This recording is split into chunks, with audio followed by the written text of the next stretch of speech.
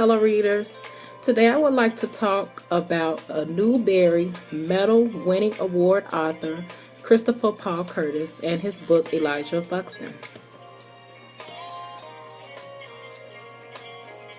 Elijah Buxton can be classified as historical fiction because the story was set in the late 1800s during slavery time in America.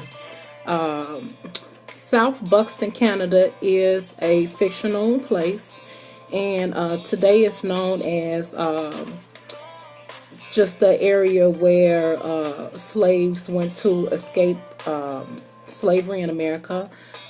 South Buxton, Canada is was one of the endpoints of the Underground Railroad, which slaves used frequently to escape. Some of the main characters of the book, well, the first main character is the little boy Elijah, which is pictured on the front of the book. He's an 11-year-old boy, and he is famous for being fragile, and he is also the first-born child of the settlement. His best friend, Cooter, which keeps his days very interesting. Another character is a sketchy preacher, who always has a lot of gospel to tell, or so he says. It's another character named Mr. Leroy. Mr. Leroy is the hard-working carpenter of the settlement. He works night and day. He's trying to buy his wife and kids out of slavery in America.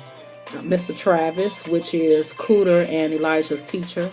And he's a firm believer in being free and educating the young children in the settlement, and he demands respect.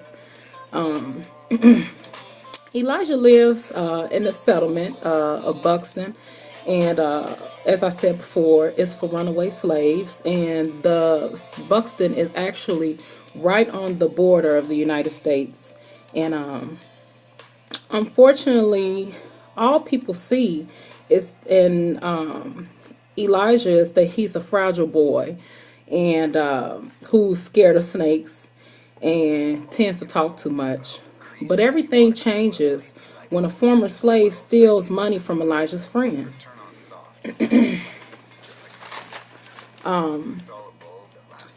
One of the other characters that live in the settlement has stolen this money from Elijah's friend, and to buy his family out of the South. And now it's up to Elijah to track down a thief, and his dangerous journey just might make him a hero, only if he could find his way back home. This book makes many connections. The first connection, personally for me, as an African-American woman, is that I can get an idea of what the Canadian settlements were like. Another connection that children can make is that we can forgive, but we can never forget our history, and it's important to know about things that took place back in the late 1800s, and slavery and racism. And this book gives you a inside look into the personal stories of these runaway slaves and now free people. My favorite part of the book was a scene where the preacher is trying to con Elijah out of fish. Elijah enjoys fishing, and he had just came back from a fishing trip, and he is stopped by the preacher on his way back home, and the preacher is trying to give him sketchy math, and he tells him that he's asked him, had he ever heard of the word tithing? And Elijah said, yeah, I've heard of the word tithing. And the preacher said that, well, you know, you're supposed to get a Lord 10% of whatever you have. And he says that since Elijah has 10 fish, that 10% should be 3 or 4 fish. And Elijah doesn't necessarily like to be in school all the time, but he's smart. And he reiterated in the chapter many a times that he was good at math, and he knew that 10% of 10 fish was only one. So I thought that was pretty funny. Real light touch, comedic almost point of the book. And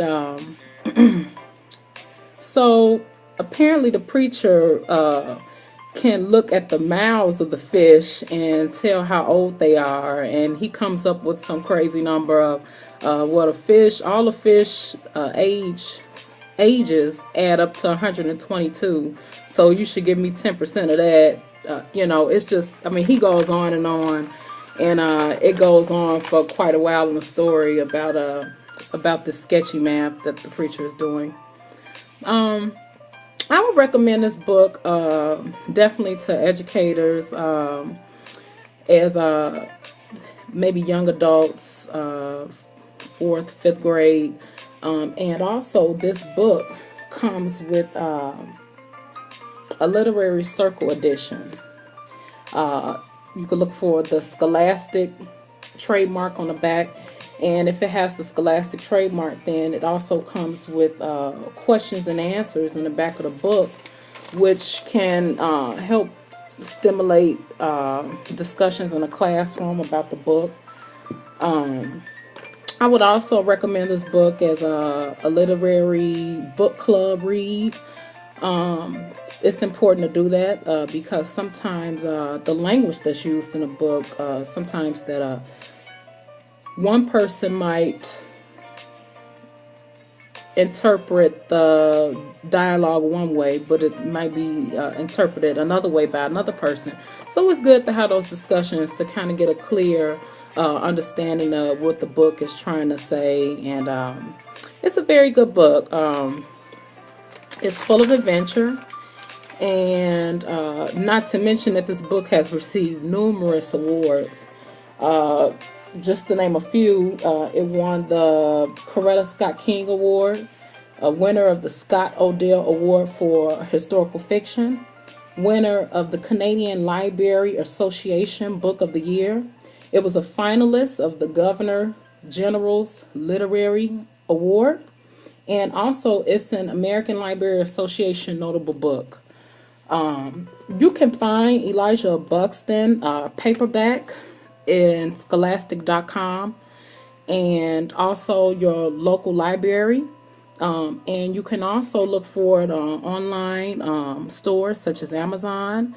You can also go and read a review about it on goodreads.com. I love this book. On chapter 7 right now, finishing, and I'm looking forward to it, and I enjoy it. And I hope you enjoy it too. Thank you.